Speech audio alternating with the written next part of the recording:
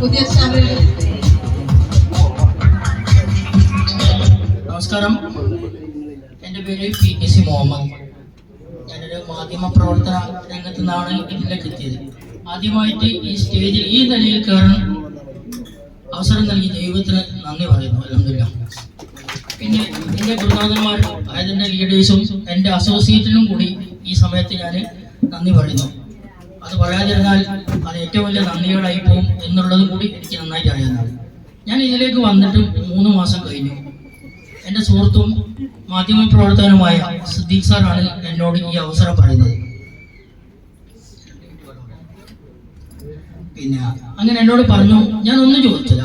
അദ്ദേഹം ഇങ്ങനത്തെ ഒരു കാര്യത്തിൽ ഏറ്റെടുക്കണമെങ്കിൽ ഒന്നും കാണാതെ അച്ഛൻ വെള്ളം കുടിക്കില്ല എന്ന് പറഞ്ഞതുപോലെ സിദ്ദീഖ് സാറ് ഈ പറഞ്ഞതോടുകൂടി ഞാൻ അത് ഏറ്റെടുക്കുകയും ഞങ്ങൾ രണ്ടുപേരും ഞങ്ങളുടെ ഒരു സുഹൃത്തായ വേറൊരു മാധ്യമ പ്രവർത്തകൻ, അദ്ദേഹത്തിന് അനിവാര്യമായ ഒരു കാര്യമുള്ളത് കൊണ്ട് തന്നെ ഞങ്ങൾ അദ്ദേഹത്തെയും കൂട്ടി സൗദ മേഡത്തിന്റെ വീട്ടിലാണ് ഞാൻ ആദ്യമായിട്ട് ഒരു ക്ലാസ്സിന് പോകുന്നത്.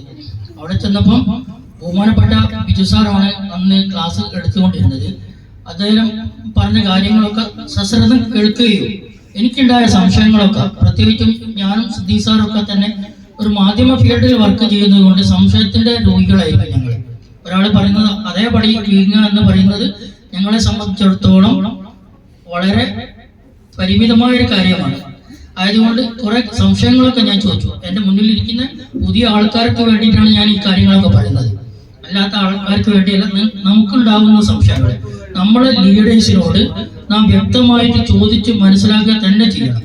അങ്ങനെ അന്ന് സാബിത് സാറ് കുറെ കാര്യങ്ങൾ എനിക്ക് പറഞ്ഞു തന്നു, വ്യക്തമാക്കി തന്നു. അതോടുകൂടി തന്നെ ഞാൻ ഇതിൽ ഐഡിയ അടിക്കാൻ സിദ്ദീഖ് സാറോട് പറയുകയും ഐഡിയ അടിക്കുകയും ചെയ്തു. ഇപ്പം ചെറിയ തോതിലുള്ള ഒരു ടീം വളർന്നു വരുന്നുണ്ട്.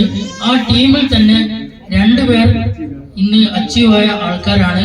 ഒരാൾ ബ്രോൺസും ഒരാൾ സിൽവറും നേടിയിട്ടുണ്ട് എന്നുകൂടി ഈ അവസരത്തിൽ ഇവിടെ പുരസ്കാരം അറിയിക്കുകയാണ്. എല്ലാവർക്കും നന്ദി പറയുന്നതോടൊപ്പം തന്നെ എൻ്റെ ലീഡേഴ്സിനോടും എൻ്റെ അസോസിയേറ്റിനോടും ഉള്ള കടപ്പാട് കൂടി ഞാൻ ഈ തരുണത്തിൽ ഓർമ്മപ്പെടുത്തുകയാണ്. നന്ദി, നമസ്കാരം, ജയ് മൈലേ.